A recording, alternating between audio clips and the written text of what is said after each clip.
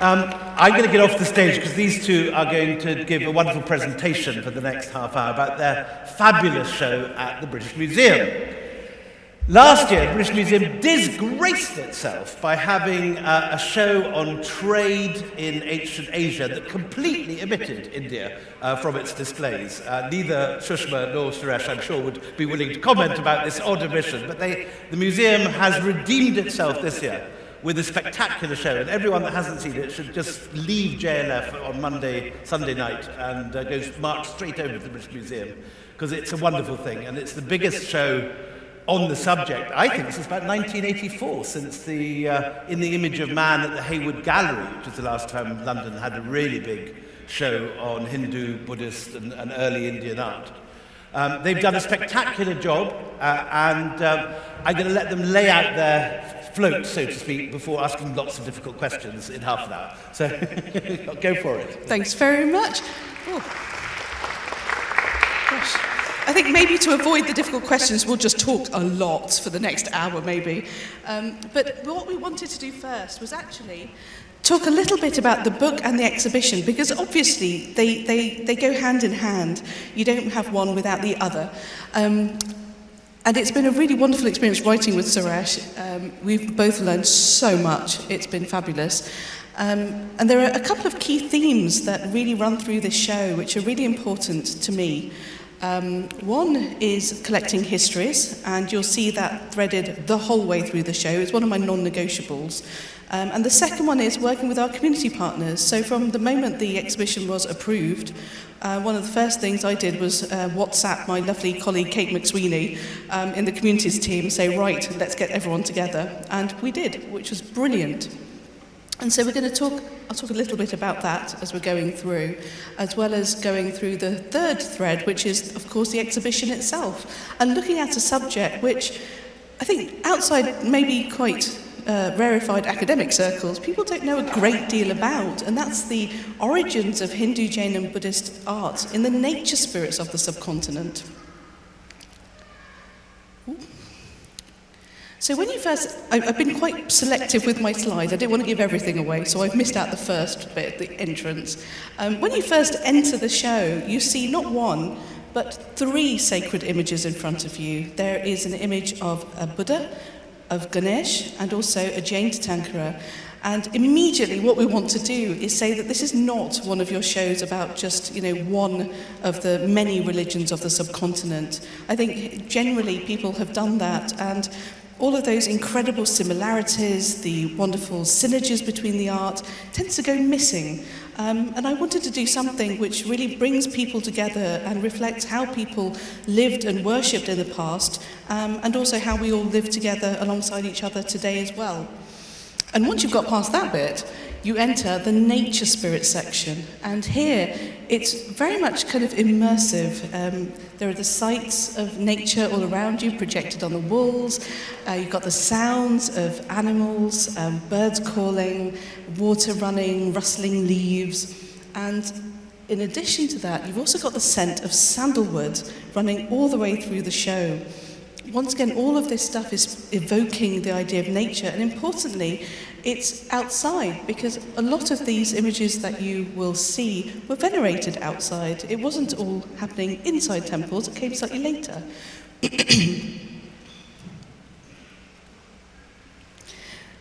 The nature spirits we explore in this section of the show, and also in the book, are yakshas and yakshis, which are male and female nature spirits, nagas and naginis, which are divine serpents, and also the animal-headed nature spirits as well. I find these absolutely intriguing, and especially because they're often grimacing at you. On Monday morning, you don't really want to go to work. This is kind of like what you're looking like. But what's, I think, intriguing is that so many thousands of these small terracotta images have been found across the subcontinent, showing just how popular they were, in people's lives. And it's not the case that these are entirely confined to the distant past, because when you look at this small figure here, for example, which is Kubera, the god of wealth, alongside him, I've displayed a handful of coins and a lamp which also has coins on it, which I bought and donated to the museum because he's still venerated today. So the point here is that these nature spirits haven't really gone anywhere. They've been adopted, adapted, their imagery has been incorporated into these later religions as well, and many of them are still very similar today, as we will see in a second. When you look at the female nature spirits, the yakshis, I'm going to move slightly to one side. I think the first thing you notice is they are voluptuous, they are absolutely draped in jewellery, they're surrounded by floral imagery, lots of lotuses, blossoms. But I think something that a lot of people miss is that when you start looking more closely, they're looking very directly at you. And that's something, maybe as practicing Hindus, you're quite familiar with in that process of darshan. But you look a bit more closely still, and you see that there are weapons. Some of these incredible figures you can see emanating out of their hairstyles are a spray of different weapons. There's spears, elephant goads, axes, tridents. So these have a martial quality as well. And although this incredible terracotta figure was very generously loaned to us by the Ashmolean, it dates to about 1st century BCE, AD-ish. You see the larger limestone sculpture, which is, in comparatively poorer condition, comes from a Buddhist context, and yet the imagery is still very similar. And when I mentioned that some things stay the same, I think Gaja Lakshmi is a wonderful example of that, because anyone who looks at the beautiful sculpture at the top, which was very generously loaned to us by CSMVS Museum in Mumbai, you can see Lakshmi sitting on a lotus flower. She's being you've got elephants on either side pouring pitchers of water over her, lustrating her. And if you go to any Indian corner shop and buy a poster or a calendar, the imagery is identical. It really hasn't changed. And yet that figure is actually from a Buddhist site, so the Pitalkhora caves from Maharashtra. And it dates to about the 2nd century BCE. And so if you think for over 2,000 years the imagery stayed the same, because the artist so successfully captured and evoked the idea of fertility and plenty, it almost hasn't needed to change. And these are my favourites. I like the divine serpents. I've got even wearing my divine serpent bracelet today. And one of the things I find really intriguing is that whenever you look at any of, maybe Hindu, Buddhist or Jain art, you'll often find a snake somewhere. And you've got the large panel on the far side, and you have this 5-headed rearing cobra protecting the sacred shrine, and warding off anyone who comes with evil intent. And then if you look at these 3 small bronzes at the bottom, you have the Buddha seated, being sheltered by Mukhalinda, the Naga.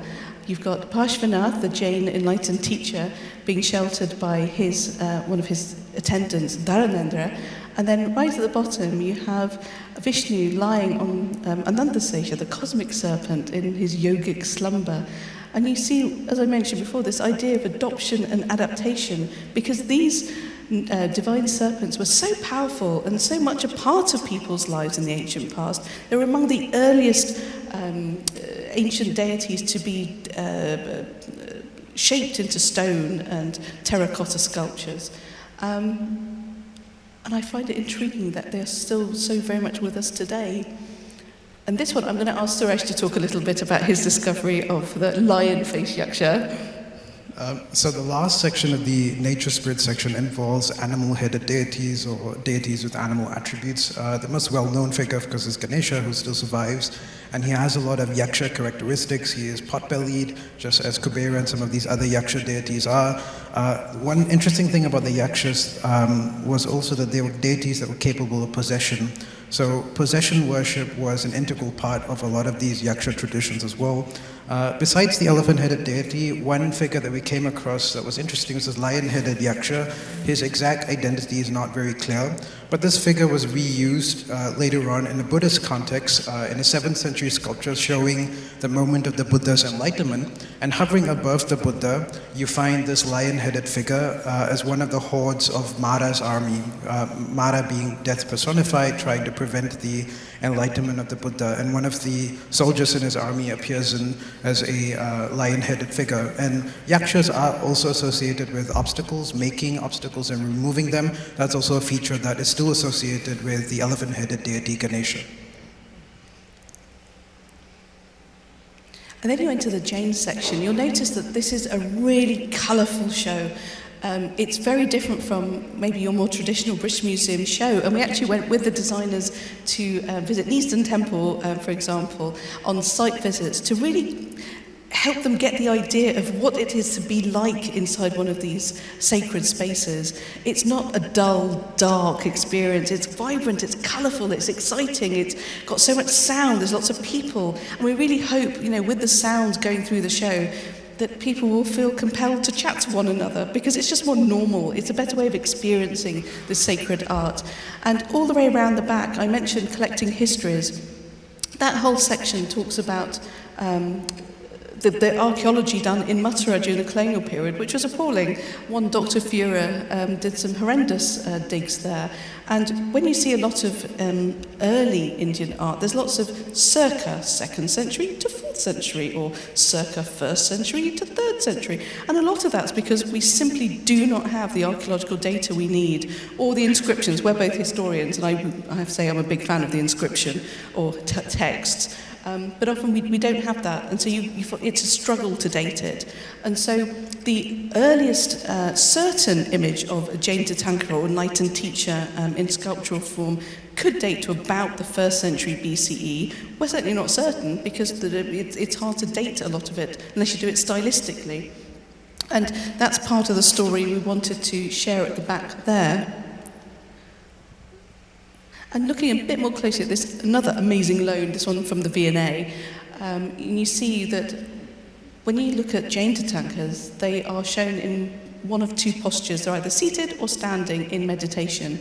And they're all identical, and the only way to tell them apart is if they have their symbols with them.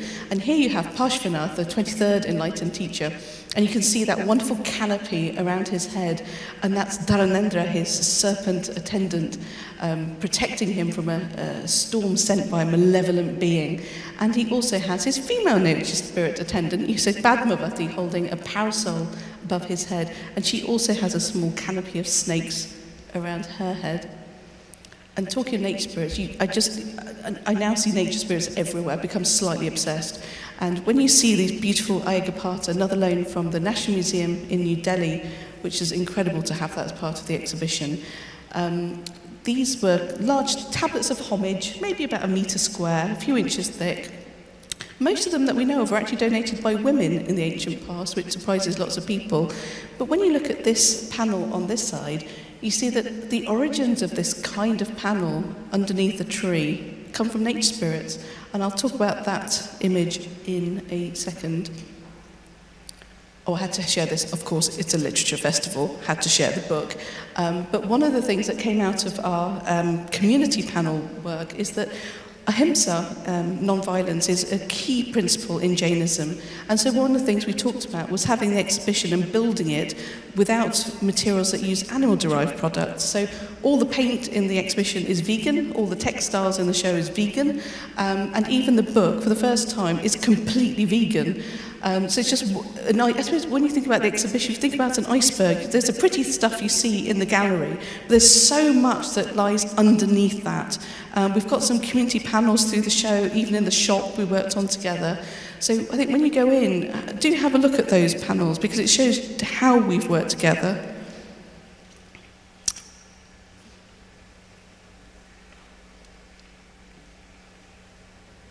Next one. Then you go into the beautiful bright orange Buddhist art section, and most of the sculpture in this section comes from the museum's collection from Amravati, and an entire side, which you actually can't see in this particular slide, is completely dedicated to the collecting history of the site. It was awful. This entire site was destroyed, dismembered, and dispersed. Nothing really exists there anymore. We've got the second largest collection from the site. The largest collection is in the museum in Chennai. And we told that story using some incredible piece of artwork from this wonderful institution, really gorgeous drawings by Mudalia, a Tamil artist. So when I say the collecting history was integral to the show, it really was. But I wanted to show you this panel because the earliest images of the Buddha were symbolic, and it was only later that he was shown in human form. So when you look at this side, it dates to maybe 50 BCE or so, and you can see people with their hands clasped in veneration. You've got the sacred tree, you've got the sacred parasols, you've got an empty throne, you've got the footprints, all symbolizing the Buddha. And just a few centuries later, in about 250-ish AD, you see him standing in front of the stupa with his arm raised in blessing, and he's in human form. And it's a really incredible story. And I'm going to flick to the next slide, because as far as we know now, sadly no one wrote us a nice kind of book telling us why this change happened, because that would be really wonderful. But as far as we can tell now, the earliest images of the Buddha were created independently in Gandhara, the Swat Valley, and also Mathura. And the National Museum loaned us this really very beautiful Kapadin Buddha, the shell being the Kapada at the top. And you see, once again, lots of nature spirit imagery. You've got this lovely rounded, full, realistic figure, slightly pot belly, and you've got the right hand raised, and then the left hand is almost invariably at or near the hip. And coming back to nature spirits again, when you see representations of the Buddha's mother, Queen Maya, giving birth, and you see her looking extremely elegant, I have to say, and she's got the whole figure is shaped like a yakshi. If you see a yakshi, it's virtually identical to this. And there you see the Buddha being presented, symbolized by little tiny footprints to the clan deity. And once again, he's represented as a yaksha, the lovely rounded pot belly emerging from a tree. You've got that stone platform there again as well. And so I think when you start looking closely, you see it absolutely everywhere. And now I'm going to hand over to Suresh. So I might have had the toughest task of reducing the complexity of Hinduism to a single chapter in this book. As you're well aware, Hinduism is composed of multiple strands of theistic traditions that have coalesced over an extended period of time. And some of the earliest Hindu traditions, deities were often worshipped in non-representational forms. And that is the case with the Vedic tradition, where the deity is invoked through these fire altar rituals, and that's clear from the very first hymn of the Rig Veda, which invokes the fire god Agni as the priest of the gods. So communication of deities was often through these rituals conducted by the priestly class of the Brahmins. But there were also other strands of worship that were popular in rural India, namely possession worship, which I alluded to earlier. This survives in some parts of India till today in very elaborate forms, like Teyyam in northern Kerala or Bhutakola in coastal Karnataka, mostly limited to the Tulu-speaking communities. In these cases, deities were invoked in specific rituals where the deity was invited to possess a ritual host, and the community then communicates with that particular deity through the possessed host. So in both of these traditions, there was no need for a representational form of a deity. Where deities do manifest in Hinduism, they also take symbolic forms, just as they do in Buddhism and Jainism. So in rituals both in the household or in a community context, Ganesha, for example, can be invoked as a pinch of clay or turmeric, as you see on the slide over here. Or gods can also take the form of the Purna Kalasha or Purna Kumbha, the vase of plenty. Especially the goddess Lakshmi is often invoked in this particular form. And of course, you have deities also invoked as slabs of stone or worshipped even in the form of trees. In the most famous cases, of course, the linga, the sign of the god Shiva. But it's not just Shiva who's worshipped in these slab of stone forms, but there are goddesses in South India, for example, that are still worshipped in such formats even up till present day. Another thread that runs through this exhibition, as you would have seen with the Buddhist and Jain sections, is the importance of the nature spirits in contributing to the cultic life and the imagery of later-day religious traditions. So tree shrines continue to be important in present-day Hinduism as well. In fact, trees are often the default place for the clustering of sacred objects. So the image that you see here is from Asikat in Varanasi, where medieval fragments from a temple and a Shivalinga are sort of grouped together under a tree. And this is a very common sight across the Indian subcontinent. The other image that Sushma has already introduced you to is that of Shakyavardhana, who is the tutelary deity of the Shakyas. That's the clan that the Buddha belongs to. He is seen in this Amaravati relief emerging from his tree shrine. So he would have been represented and worshipped in the form of that stone slab that you see under the tree. And basically the Buddhists and Jains kind of reused and reformulated this tradition to represent their own enlightened teachers, the Buddha being represented as an empty throne under a tree, and the Jinas being worshipped as these slabs of homage, the Aigapattas. And again, this tree worship tradition continues to be a strong feature in all three of these religious traditions. In the confines of the exhibition, there are some objects that represent Hindu deities in symbolic forms. Some of them, like Vishnu and Shiva, for example, are commonly represented with their footprints. The one that you see on the screen probably belongs to Vishnu because it's accompanied by a mace and what appears to be a conch shell, which are both attributes of Vishnu. That's also the case for the intaglio that you see above that. That dates to a much earlier period. Here Vishnu is represented symbolically through the discus and the conch. Those are attributes that are associated with him, and the god Shiva through the trident. And we have also got this interesting fossilized ammonite, which is often used to represent Vishnu symbolically as well, a Shaligrama stone. Most of them come from the Gandaki river and what is flowing today in Nepal. Now, as with the Buddhist and Jain traditions as well, the nature spirit imagery was fundamental in the formation of Hindu imagery as well. We also have to be aware that a lot of these images were produced in the same workshops, which results in the fact that they all look similar. They have these stout torsos. The right hand is raised in a gesture of blessing, the Abhaya Mudra, and the left hand is often placed close to the hip.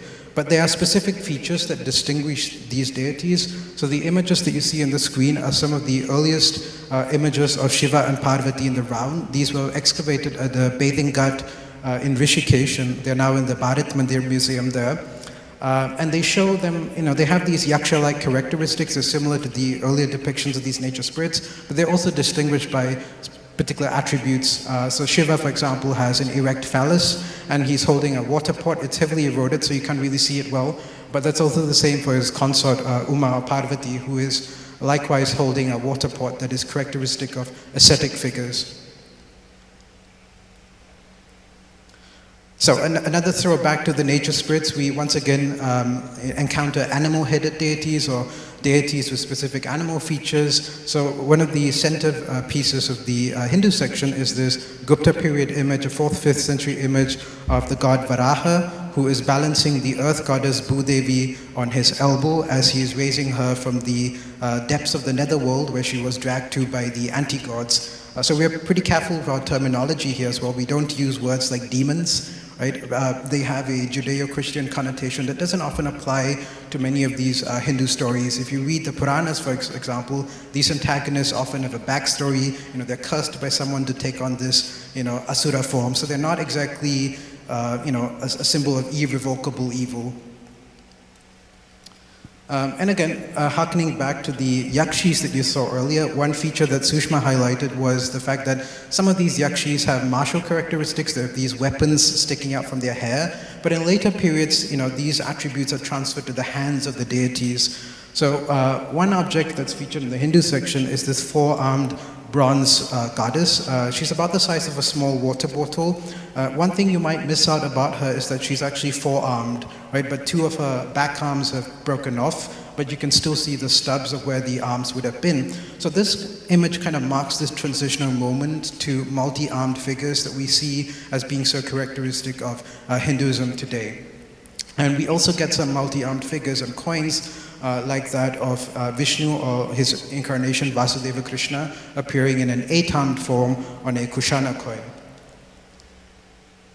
The other thing that the book explores is the diversity of early Hindu temples. Now, most of us today tend to think of a Hindu temple with a tapering tower, a shikara or a vimana, depending on which part of India you're from, you might call it differently. But that's not the case with all early Hindu temples. There's a lot of architectural diversity in the early periods that has been lost over time. One particular temple site that is featured in the exhibition is Ahichatra, which was home to at least 2 pyramidal terrace temples. Now, when we think of India, we don't think of pyramids or temples, but this particular monument, when you're approaching it from the fields, it almost looks like you are, headed towards the step pyramid at Saqqara in Egypt. But it's a Hindu temple that dates to the Gupta period, 4th or 5th centuries. It's been heavily modified. It has also lost its towering shikara, vimana that would have crowned the top of this pyramidal structure. So the British Museum has fragments from one of these 2 temples, the smaller pyramidal temple at Ahichatra, which is in modern-day Uttar Pradesh, and that's how the terrace temple looks today. But in its heyday, it would have been covered with beautiful terracotta reliefs, with both abstract and figurative designs. So if you visit the National Museum in New Delhi, for example, they have these huge panels narrating stories about the god Shiva and his attendants that come from the larger pyramidal temple at Ahichatra. The British Museum fragments that you see in the exhibition come from the smaller pyramidal temple. Both of them are sizable. The biggest one, originally would have stood up to about 30 meters in height, so they're pretty large spaces. And in fact, it's only a small number of these fragments that ended up in the British Museum. The vast number of them were deposited in Lucknow in the early 20th century. While our book is called Ancient India, there are actually 2 solid chapters on regions beyond India. So we also look at the transmission of ideas and images originating in India, going beyond India to Central Asia, to East Asia, and to Southeast Asia as well. So we start the chapter with Central Asia, the land routes that lead through what we call the Silk Roads into China. And some of the important cities in this area were the oasis towns that were sort of bordering the Taklamakan Desert in the Tarim Basin, most important of which was a town called Hotan, very wealthy city that Chinese sources often associate with Buddhist learning. So many Chinese monks, including Xuanzang, for example, stopped over in Hotan on their way to India. Some of the objects featured in both the book and exhibition come from a particular religious site, the Rawak Stupa, which was about 40 kilometers north of the town of Hotan. It featured very large stucco sculptures, but a lot of it was also destroyed in the process of excavating it. But some smaller remains were brought over to the British Museum. A lot of the imagery harkens back to the kind of Buddhist imagery you would find in what is today Afghanistan and Pakistan, namely ancient Gandhara. So that also speaks to the importance of Gandhara in the transmission of Buddhist imagery to this region. But interestingly, from a native perspective, the Hotanese themselves thought that, it was Ashoka Maurya who was important in the founding of the city. So some of their legends invoke Ashoka's eldest son, Kunala, in the founding of this particular city. So those stories were clearly important to them, but there isn't so much of an archaeological evidence to back up those claims about the Mauryans in Central Asia. Hinduism and Hindu images also traveled to Central Asia, but largely within Buddhist frameworks. One particular figure that finds regular representation is Ganesha, and you find, in fact, there are 3 Ganeshas from Xinjiang in the exhibition, and this is one of them. It's a wooden panel, dating between the 7th and 8th centuries, and you can see him with regular attributes that he's found with in India as well, and he also wears the tiger pelt that is associated with his ascetic father Shiva.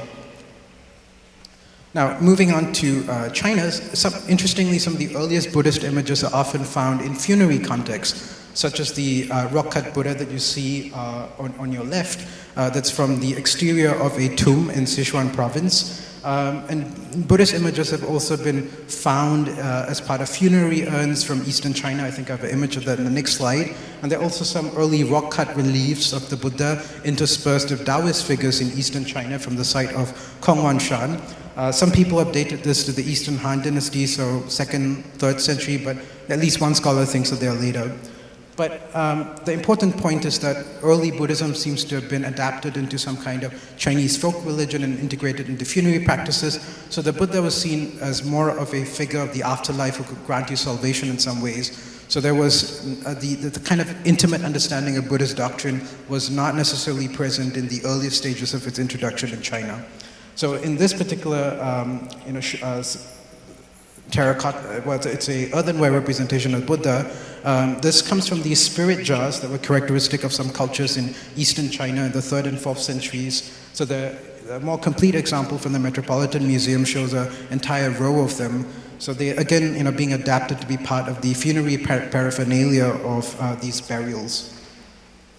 And Buddhist images also get adapted, and they look quite different when they, later on in China, the Buddha is often seen wearing Chinese-style robes, so the exposed right shoulder wasn't seen as prim and proper, so you often find Buddhist figures, bodhisattvas included, wearing these Han Chinese-style robes. But that's not always the case. You also find Chinese artists being capable of representing the Buddha in Indian style. So here you see an earthenware relief of the Buddha with his exposed right shoulder wearing typical Indian monastic robes, seated under this horseshoe arc, which is again typical of Indian architecture.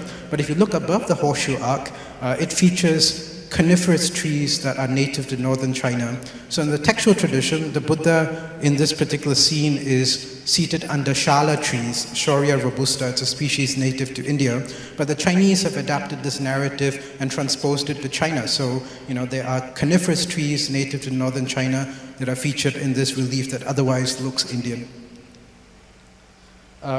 And China becomes an important Buddhist center in its own regard, to a point where there are actually Indians going on pilgrimage to China, in particular to Wu Taishan, which was seen as the abode of the Bodhisattva Manjushri, or Wenshu as he is called in Chinese. This became a major pilgrimage center, not just for Chinese, but for peoples around them. There were pilgrims in Japan, Korea, and as far as afield as India, coming to worship Manjushri at his abode at the mountain shrine of Wu Taishan, which is still a very active religious site, and it has a cluster of different temples that were built across different dynasties in Chinese history. One thing that I didn't point out was also Manjushri takes on different forms in China. In India, he's often shown seated on a throne holding a blue lotus, but in China, he is sort of superimposed onto a lion, which becomes sort of his vehicle. And that gets transported back to India. So there are Indian lion-riding Manjushris that appear in the Bihar region as a result of visiting Chinese pilgrims. So one thing we need to be clear is that this is not a one-way transmission, but they are images migrating and they're images returning to India in their modified forms as well, which is the case with Manjushri. So the last chapter here is Southeast Asia. Now, just like India, the worship of the nature spirits was quite important in Southeast Asia, and this might go to some extent in explaining the success of Hinduism and Buddhism in Southeast Asian context. The pre-existing worship of natural features like rocks and stones, deities associated with plants in particular, such as the rice goddess that you see over here, that was important in the intersection of Hinduism and native Southeast Asian religious practices, and they continue to be the case today. So Nagas, for example, are a very prominent feature in mainland Southeast Asian Buddhist context. You often see them as a balustrade or adorning a staircase, and that's because they were thought of beings that could connect different realms. So this is another example of how indigenous nature spirits were sort of assimilated into Hindu practices. This is a temple that's about 20 kilometers away from the capital Phnom Penh in Cambodia. And from the exterior, it looks like a regular Hindu temple, but if you enter it, it enshrines this giant natural rock, which from about between the 6th and 11th centuries was considered a manifestation of the god Shiva. Now this is not surprising because even in Indian context there's this concept of a Swayambhu Linga, a self-emerged Linga. So even in India you do find natural features being worshipped as a manifestation of a deity. The Amarnath ice Linga, for example, is a famous example. And this happens in Cambodia as well. So there are a number of other temples and cave sites, for example, where the stalactites are repurposed as manifestations of Shiva as well. So these are some of the images from Southeast Asia that you'll be encountering in the exhibition. And just as happens in China, some of these images are adapted and reformulated. Ganesha, for example, in a Javanese context, he often appears with his regular Indian attributes. He has his noose, he has his axe, and he has his broken tusk. but he's also holding an empty bowl. Now, in an Indian context, the bowl would have been filled with modakas or laddus, whatever sweet stuff that he's fond of. But in Javanese context, the bowl is often empty, suggesting that they might have interpreted this in a different way. So there are minor changes and tweaks that happen to a lot of these images that migrate beyond India. And the other thing I should also point out is some of the most spectacular Buddhist and Hindu monuments are not in the Indian subcontinent, but actually in Southeast Asia. The largest Hindu temple, Angkor Wat, 12th century, and slightly earlier we have the Buddhist sanctuary of Borobudur. Yes. Sorry, very quickly. The end of the exhibition, they're not British Museum objects, these are loaned objects. We worked with our wonderful partners from the Buddha Padipa Thai Buddhist Temple in Wimbledon for the Golden Buddha, who they loaned it to us. Creatives loaned us this lovely dancing Ganesh, and the owner of that company bought that originally for his sister's wedding before he set up his wedding company. And the beautiful Jain Tisankara got Parshvanath again was originally from India, but was used in a devotional context here in London. And all of the images at the back are also from the UK, because one of the messages for this exhibition is that this is all now part of our shared cultural heritage here. This is not, quote, foreign stuff. We've got diaspora communities here, we venerate, and these images here too. And we've worked with a lot of wonderful British South Asian artists as well, one of whom is here, which is very exciting, to have beautiful woodblock prints, for example, running all the way through the show, and also a wonderful musician, contemporary British South Asian musician, who composed the introductory music and also the wonderful music at the very end, plus all of the films running through. So there's quite a lot going on, but I think it's a really uplifting, vibrant conclusion to a really unusual kind of show. So thanks so much for listening to that bit. I think William is now joining us.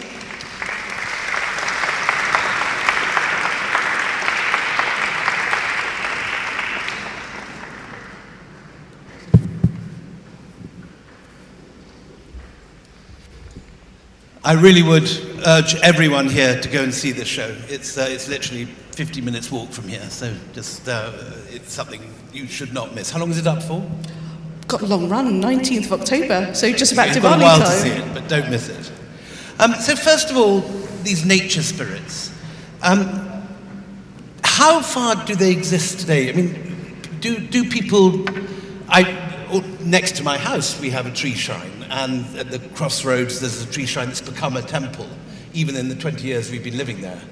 But people don't talk about yakshas still, do they? It's not part of the lexicon of the present, is it? Not so much, but actually, if you're venerating Lakshmi, her origins are with the nature spirits. If you're venerating Ganesh, one of the most popular gods as well, you're venerating someone with nature spirit origins, especially in terms of his imagery. So they haven't gone anywhere, they've just been adopted and adapted into the other faiths. But was this surprising to people who were coming round your show? Did you find people surprised that this was the origin of their faith, or did most people know it? I think, to be slightly more careful, I wouldn't say it's the origin of the faith. It's certainly the origins of the devotional art. Exactly. Yeah. I think a lot of people really are, because one of the things we found through a lot of conversations is that although people, of course, know how to practice their faith, they know how to perform their rituals, they know their sacred texts, what is slightly less well known is the imagery people are looking at, and that's been of real interest for a lot of people. You casually said that nature spirits were all over India, and then when we got to the Southeast Asian section, they were there too. How come that there is this universal world of tree spirits and river spirits and nagas and serpents? Do we know the history of this? I mean, how this world spreads right over and through to China too, because dragons are part of the same system. I will start it and then hand over to Suresh.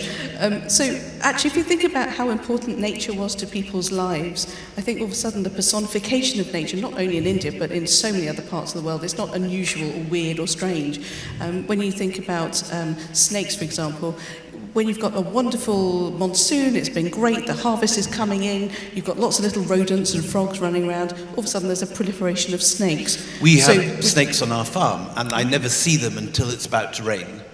And then often an hour or two before a thunderstorm breaks, cobras start appearing and climbing trees and getting out of the way. They have a sense of rain coming. So they're associated naturally with rainfall. Absolutely, and that's wonderful, because if your harvest fails, you're going to starve. So I think it's an important thing. And also within the subcontinent, you wouldn't kill a snake necessarily. That's considered very bad karma.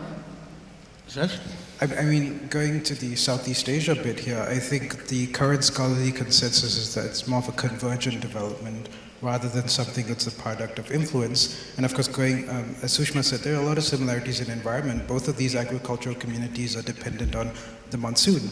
And the crop regime is also similar, which explains why, plants like the rice goddess are venerated in both cultures. And it's easy to transpose a figure like Lakshmi, the goddess of prosperity and abundance, onto your local rice goddess, which is what's happening in these Southeast Asian But you're not countries. thinking of an earlier migration, because obviously man emerged out of Africa and spread. Well, there are some scholars who propose that sort of population linguistic contact that results in similar belief systems. So our colleague Andrea Acqui, for example, is thinking about how shared Austroasiatic communities spread across mainland Southeast Asia and Eastern India might be responsible for the transmission of these ideas relating to some of these nature spirits. So, and one of the crucial stories that you're telling in your show, which is again one that I think is not familiar popularly, is how many of these images start off as aniconic, as non-human, and then you have this leap into the figural. Now, I understand you've had a bit of a conversion, because I remember seeing a few years ago a lovely video of you with the Bimaran reliquary, which there's a long-standing debate, for anyone who doesn't know this. British scholars looking to Gandharan art said, it must be the influence of the ancient Greeks that lead to all these very Greek-looking Buddhas turning up in Gandhara. And then in the 1920s, is it? Kumaraswamy says, no, it actually, the human figure has its roots in these yaksha figures, which are indigenous, and it's an Indian thing. It's not, you don't need the Greeks, you don't need the Romans, this is something that India produced itself. Now, 3 or 4 years ago, you were tilting towards the Gandharan origin. Now I think you're tilting slightly more towards the yakshas, is that right? I think it's a really important point, because like Suresh, we both started studying ancient history, and most of that was on the Mediterranean world. And so what we were most familiar with was actually Greek and Roman art. And just as with these lovely old colonials, what you are most familiar with, you will see. And when you look at, say, the collection of Gandhara material at the museum, a lot of it does have very Greek-looking goddesses. There's Aphrodite, or there's Eros. And actually, they are collecting what is most familiar to them, and that's being donated to our museums. So the British Museum collection itself reflects that bias? Of course it does, yeah, of course it does. And that shouldn't be surprising. Whereas actually, if you look at a greater complement of the art of that incredible region, it's way more diverse than that. But the colonial eye didn't get pleasure from looking at the more Indic images and wanted to find parallels to the classical. Is that the idea? I don't know about the pleasurable part of things, but you get those 80. I mean, that whole Partamita world of colonials looking at Hindu art and thinking it monstrous. Or what does he call his book? Much maligned monsters. Yeah. And the reason, I mean, I think there's now, thanks to the success of Shashi's Thoreau's writing, Shashi's here, everyone in this country is aware of the loot of Indian things. But I think you could also argue, look at it from the opposite point of view, that the British looted far more from the Mediterranean because they liked that stuff better. And actually, there's quite a lot of your collection in the British Museum comes from the actions of one or two people, like Hindu Stewart, who thought he was a Hindu and travelled around with his Brahmins and seems to have worshipped the statues he collected. Having now, collecting history, something I've been researching for over 10 years now, and I've got 2 PhD students doing the same, looking at the women collectors represented in the South Asian collections, and also South Asians represented at the British Museum, to complicate this idea of the British Museum. And there are at least 150 South Asians who've contributed to the museum. And that's not part of the usual story. No, it really isn't. And I think it is a lot more complicated than the media would have you sort of say. And when I spent weeks trawling through the collection and found that actually fully 1/3 of the South Asia collections were contributed by women. So once again, that further complicates things. So actually, it's not just the colonial story. It's considerably more complicated than that. That's not to say that the colonials weren't heavily involved. Of course they were. One of the things you've emphasised in this show is that these are living traditions in Britain today and in this audience today, and that there are all over Britain now, there are Hindus and Buddhists and Jains. And we had all three at the opening ceremony, and that incredible sort of wall of mantras with which you opened the show was incredibly moving.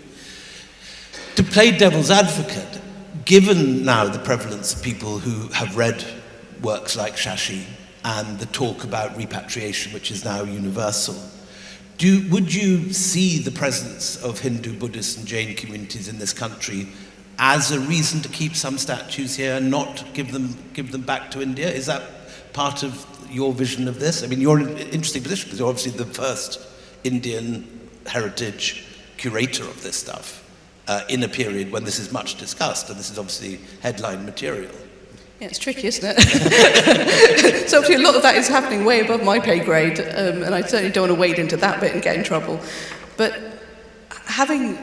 working with this kind of collection and being of British South Asian heritage, born in Leicester, family from East Africa, I want to see my own heritage in our museums. Because I'll be honest, I don't really have any family left in India. The last relatives we had passed away some time ago.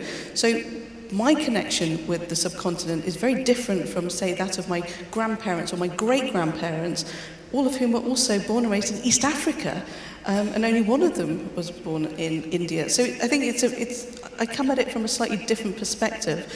But then again, doing this kind of show, I can't imagine doing it without really close collaboration with practicing Hindus, Buddhists and Jains, or whatever the subject of the exhibition.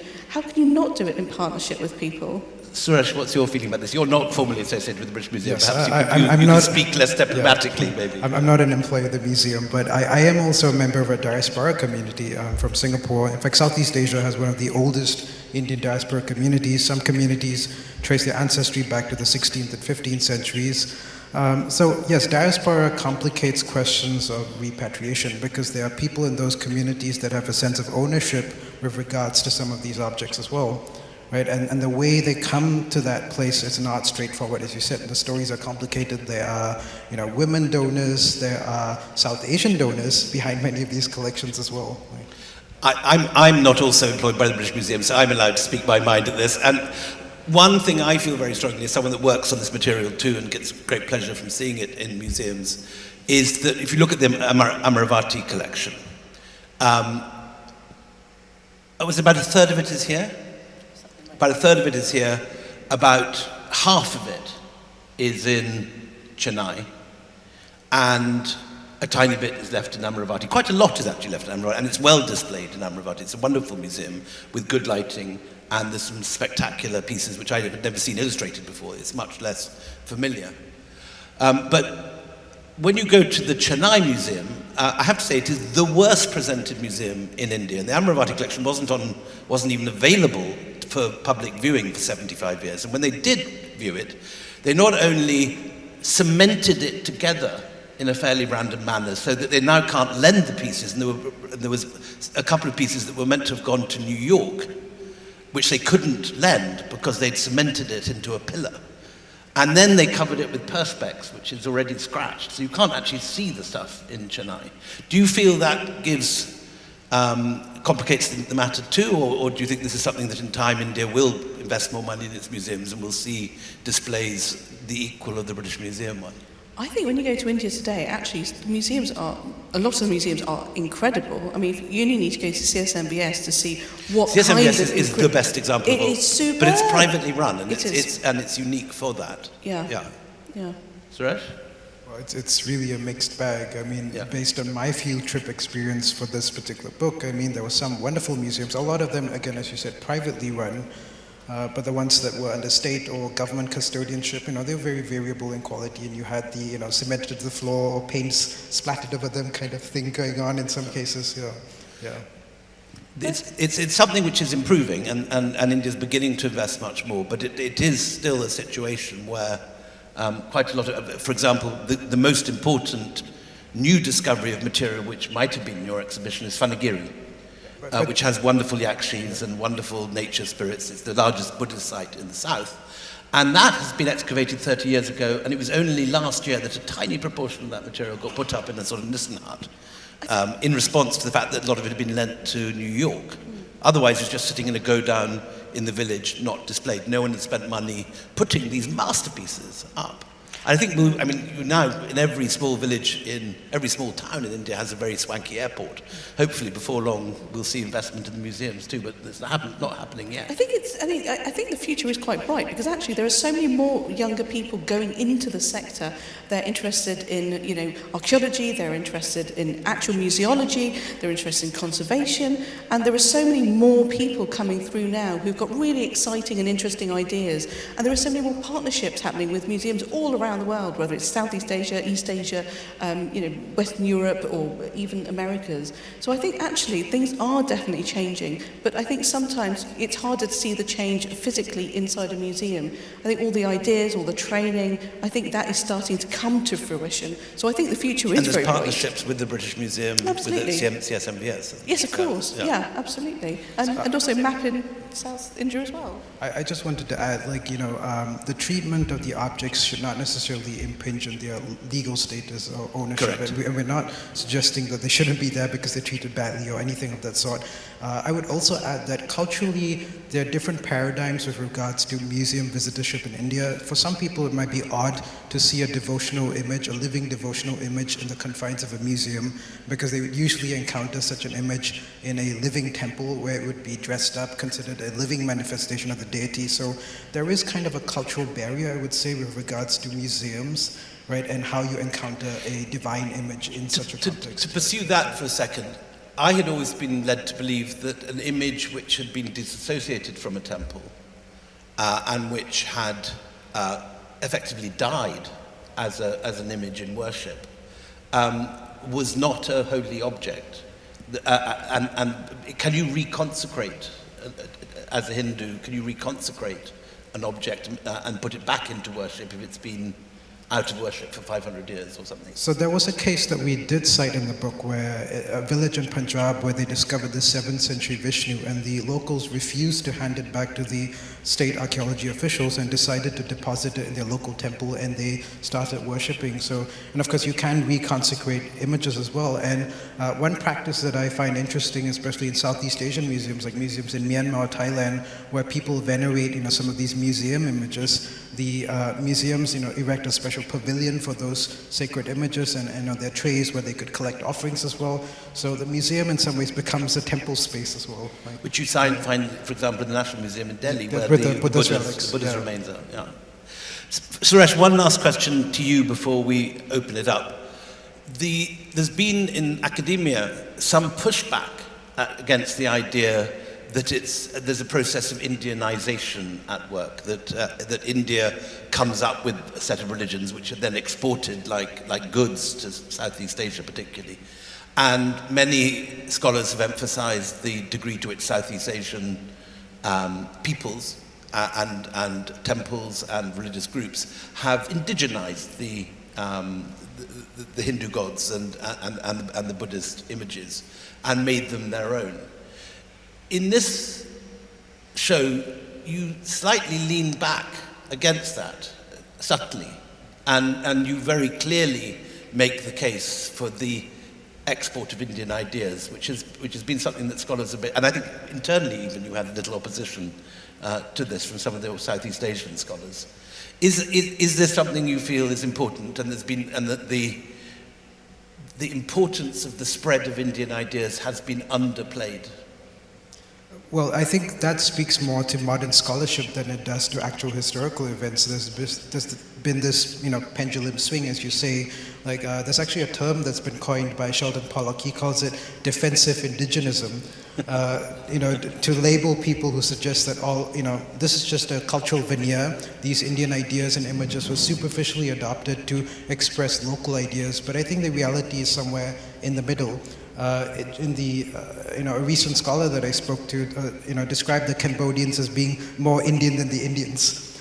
So and certainly they have perfect Sanskrit orthography and grammar, and their inscriptions are sort of nerdily literary and close to the Puranas and the Vedas. Especially in the classical Khmer period, the imperial periods. So yes, with regards to Indianization, that's a term that we completely disavow in the book. We don't use it at all because it comes with a lot of baggage, 100 years worth of baggage, in fact.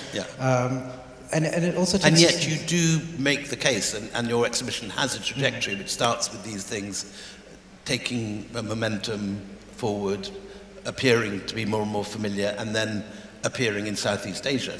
So by default, you kind of lean towards what used to be called Indianization. But we also make it very clear that this idea of India being distinct from Southeast Asia as a modern idea. You find a much more inclusive understanding of geography in the past. So coastal communities in Tamil Nadu or Bengal would not necessarily have seen the Malayo-Sumatran coast as this alien foreign land. It was as your family history shows. Yes, yeah. So it's something that you'd be familiar with. You would sail there with the monsoon. So it's not necessarily seen as us and them, at least in the periods that we are concerned with. I should just give a little nepotistic shout out to my son Sam's book, which is coming out and he's speaking tomorrow. One of the things he looks at is how Burma broke off from India. It was 1921, 1925, I don't remember. Anyway, the 1920s, Burma was partitioned away from India. And one of the reasons that happened was Mahatma Gandhi did not regard Burma as Bharatvash. In other words, as far as he was concerned, it was outside classical India. Does that affect this in any way? I mean, it's interesting you say that because in the 19th century, the Burmese kings based in Mandalay had plans to reconquer both Gaya and parts of Bihar, to create this Buddhist kingdom. Really? So, I mean, they clearly saw themselves as part of, some kind of Indic polity. They were using Indic ideas and language to express political power. But of course it was couched very much in Burmese local context as well. So, and there was a huge Indian population in Burma. In the 11th century, you had Chianzita, a famous Burmese king who had two Indian wives, one from Patikera in Bengal, another a Chora princess from South India. Really? So yeah, I think that and until 1947, a vast Chettiar community all over yes, Burma. in fact, my great-grandfather was from Rangoon as well. So there was a very strong Indian connection, especially in coastal Myanmar for thousands of years. One of the things we've forgotten, I think, is how 1947, as well as being the end of a colonial period and leaving to partition between India and Pakistan, also cut India off from Southeast Asia and indeed East Africa, where your family went eastwards, your family went westwards. Well, slightly, because my granddad was also born and raised in Rangoon, so it's complicated. Very good. Well, we've ended up with a very cosmopolitan end to this discussion. Anyone else would like to ask some questions? There's a hand going very assertively. The bearded gentleman at the back is very keen to ask a question. He's going to read something out by the look of it. Could it be a question rather than a statement, said by Yeah, of course. For any given visitor to the Ancient India exhibition, given that it explores so many fascinating aspects of ancient India and beyond, if they had to take one thing away from it, is there one particular key message or sentiment you want people to leave with, one thing you want them to feel upon reaching the end of the exhibition? Oh, thank you. That's a really beautiful question. And yes, I do. I really want people to recognise that it's very normal to move for sacred images to move alongside people. And as people move, they also change how they might venerate or think about different things. And one of the last films in the exhibition is actually my nanny ma, my grandmother, talking to my daughter. And my grandmother's talking about how in East Africa, in Tanzania, where she was born and raised, she learned from her own grandmother, and now she's also transmitting that to her great-granddaughter. And my daughter was also talking about how she writes her letters to Santa Claus, but you know what, she also nowadays writes letters to Lakshmi, during Diwali. So, things change, and that's normal. And I think, having a really vibrant, amazing diaspora communities here in the UK, and our practices here in the UK, that's normal. This is not some unusual thing that maybe some people might have us believe. Suresh? I don't think I can top that answer, but one strand that I particularly like, in the exhibition is how the nature spirits were fundamental to the imagery of the other three traditions, and that's a trajectory that you see running throughout the exhibition as well. Gentleman here, hand raised with a flowery shirt. You can hear me, yeah. Wonderful presentation, can't wait to see it. The diaspora obviously in the UK, is not just in London. What plans, if any, do you have to take this exhibition outside of the London bubble? I'm actually from Leicester, so I also am not from London. And we absolutely do have plans. So often after a major exhibition at the museum, we work with our museum partners across the UK to tour a certain part of the exhibition, certain images from the exhibition. So that is already in process and being advertised. And so whoever is particularly interested then will get in touch and we'll work on that together. But I'm really hoping it would at least travel to Leicester, because that would be really wonderful. Thank you very much for a fantastic presentation. I just wanted to raise the whole issue of the entanglement of natural heritage with cultural heritage, in some senses, which I would like you to draw out a little more. You showed that fantastic image of Buddha with the sal tree, which is now conifer trees in the Chinese case. And I wondered if you could say a little bit more about the sort of images you've encountered of trees and plants in the context of these images. The famous Indus Valley woman had the peepal tree growing out of her vagina, was it? I can't remember that. But there are these very iconic images of sacred groves. And sacred groves, I work on Adivasi areas in India, and the sal tree, of course, is very much part of the sacred grove tradition. And there's no record of sacred groves in Tamil Nadu, Kerala, Bihar, even today. It's not been mapped, and we should be mapping it. And also the fact that the last surviving sal forest in India, sal robusta trees, 803 square miles of it in Saranda, is under threat from mining companies, right? So, this entanglement is something that your living traditions should, and including in the exhibition in the British Museum, should perhaps take forward. Any comments on that? In the exhibition, and also actually in parts of the book, we concentrated very much on the British South Asian experience. We didn't connect so much with contemporary practice or contemporary happenings in the subcontinent. So just for that bit, but I'll also pass that on to Suresh too. Yeah, we do have an entire chapter on nature spirits. It does talk about sacred groves as well, and as being part of a living tradition. And you're right, they're not all mapped out. It's not easy to find them. There was actually a recent book that looked at how the concept of the sacred grove is fundamental to preserving forest spaces in South India in particular. So in Kerala, for example, kavus, these sacred groves are very popular, and they often house these trees with serpent deities enshrined under them. And that was quite a widespread subcontinental practice, but it's also disappeared in parts of the wider subcontinent. It's also something that survives often in the peripheries. So in Mizoram, they have sacred groves still that are very formally protected and walled around, and you're not allowed to take trees or branches from the sacred groves. While in Ladakh you have a living tradition of nagas in the rivers. And there was issues when after Kargil, when many more Indian troops were moved up to Ladakh, with Indian sailors doing their ablutions on riverbanks. And the Ladakhis considered this to be to defecate in a river was considered to be extremely dangerous, because the Nagas would take revenge and create some environmental horror, and there'll be floods or this sort of thing. Just to very quickly add, one of the things that came out of our visit to Neasden Temple was that they've got a beautiful haveli, and it's all made from wood. And it turns out that actually they used some beautiful oak for that, but as part of giving back to nature, they also replanted double the number of trees that were used for that building work. So actually I wonder if you dig a little bit further into all the construction that's been taking place of some of the more traditional temple spaces in the UK. I wonder if there are more stories like that. I happen to know that one because they told us about it, so I'd be interested. So that is all we have time for in this session, but I know that Sushma and Suresh, and indeed I, will be very happy to sign books and answer questions from anyone that wants to buy our books. So we will be decanting to the bookshop imminently to sign and answer further questions for the many people I know who didn't get their questions answered, for which apologies. Thank you.